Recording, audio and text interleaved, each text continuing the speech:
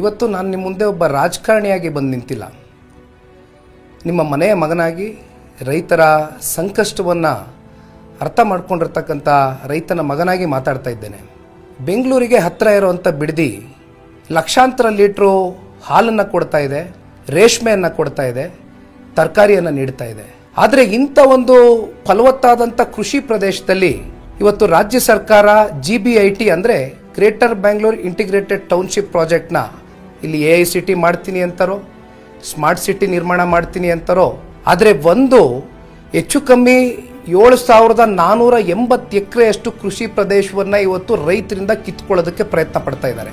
ಅಭಿವೃದ್ಧಿಯ ಒಂದು ಹೆಸರಿನಲ್ಲಿ ಇವತ್ತು ಸರ್ಕಾರ ಬಿಲ್ಡರ್ಗಳಿಗೆ ರೈತರ ಕೃಷಿ ಪ್ರದೇಶವನ್ನು ನೀಡಿ ಅದರ ಮೂಲಕ 33,000 ಕೋಟಿಯಷ್ಟು ಹಣವನ್ನ ಉತ್ಪಾದನೆ ಮಾಡತಕ್ಕಂಥ ಒಂದು ರಿಯಲ್ ಎಸ್ಟೇಟ್ ದಂಧೆಗೆ ಒಂದು ಪ್ರಯತ್ನಕ್ಕೆ ಇವತ್ತು ಪ್ರೋತ್ಸಾಹವನ್ನು ಕೊಡ್ತಾ ಇದೆ. ಸರಿಸುಮಾರು 10 ಲಕ್ಷಕ್ಕೂ ಹೆಚ್ಚು ಗಿಡ ಮರಗಳು ಜೊತೆಯಲ್ಲಿ 6 ಲಕ್ಷಕ್ಕೂ ಹೆಚ್ಚು ಹಾಲು ಇವತ್ತು ಬೆಂಗಳೂರು ನಗರಕ್ಕೆ ಕೇವಲ 2 ಪಂಚಾಯಿತಿಗಳಿಂದ ಏನು ಸರಬರಾಜು ಆಗ್ತಾ ಇದೆ ಅದನ್ನು ಸಂಪೂರ್ಣವಾಗಿ ನಾಶ ಮಾಡಕ್ಕೆ ಹೊರಟಿದ್ದಾರೆ. 80%ಕ್ಕೂ ಹೆಚ್ಚು ಸಣ್ಣ ರೈತರು ಮತ್ತೆ ಅತಿ ಸಣ್ಣ ರೈತರು ಅಂದರೆ 1 ಎಕರೆ, ಅರ್ಧ ಎಕರೆ, ಗುಂಟೆ ಲೆಕ್ಕದಲ್ಲಿ ಜಮೀನನ್ನ ಇಟ್ಕೊಂಡಿರ್ತಕ್ಕಂಥ ಆ ಬಡ ರೈತರ ಒಂದು ಎದೆ ಮೇಲೆ ಮರಣ ಶಾಸನವನ್ನು ಬರೀಲಿಕ್ಕೆ ಹೊರಟಿದ್ದಾರೆ. ಸರ್ಕಾರ ಹೇಳ್ತಾ ಇದೆ ನಾವು ಹಣದ ಪರಿಹಾರವನ್ನು ಕೊಡ್ತೇವೆ ಅಂತ. ಆದರೆ ಸರ್ಕಾರ ಒಂದು ಅರ್ಥ ಮಾಡ್ಕೊಳ್ತಾ ಇಲ್ಲ.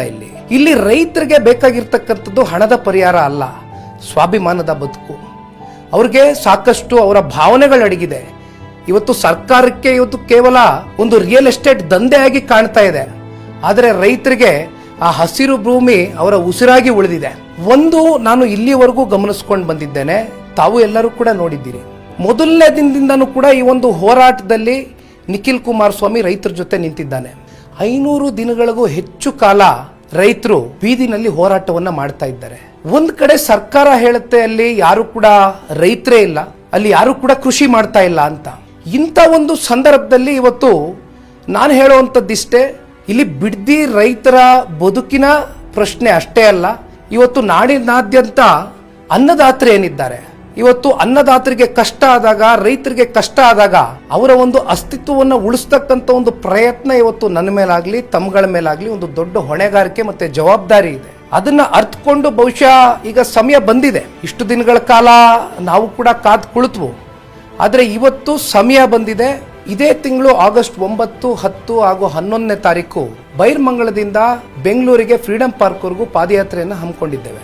ಎಲ್ಲ ನನ್ನ ಆತ್ಮೀಯ ಹಾಗೂ ಪ್ರೀತಿಯ ರೈತ ಬಾಂಧವರೇ, ತಾಯಂದ್ರೆ, ಅಕ್ಕ ತಂಗಿಯರೇ, ಯುವ ಸಮುದಾಯದ ನನ್ನ ಅಣ್ಣ ತಮ್ಮಂದ್ರೆ, ತಮ್ಮೆಲ್ಲರಿಗೂ ಕೂಡ ನಾನು ಕೇಳುವಂಥದ್ದಿಷ್ಟೇ, ಇವತ್ತು ರೈತರ ಪರವಾಗಿ ನಿಲ್ಲೋ ಅಂತ ಒಂದು ಸಂದರ್ಭ ನಮ್ಮ ಕಣ್ಣೆದುರುಗಡೆ ಬಂದಿದೆ.